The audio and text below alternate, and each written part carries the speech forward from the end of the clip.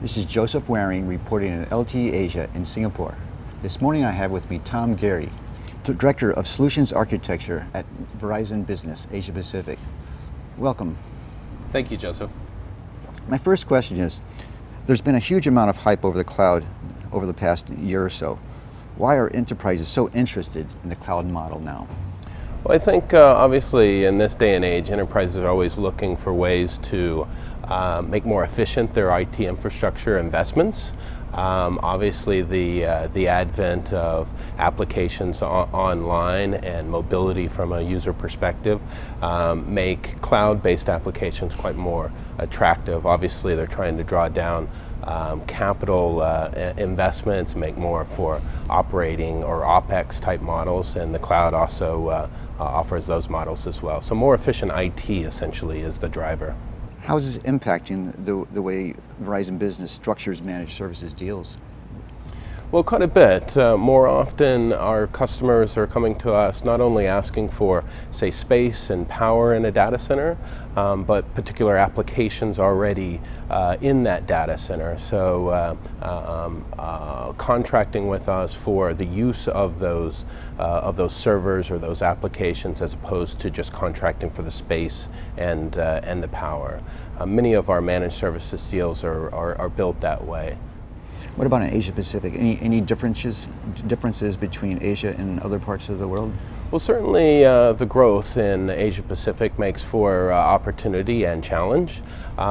In some cases there's higher cost structure in Asia Pacific. It's such a large geographic region versus other investments from service providers in, say, Europe, a smaller region in itself.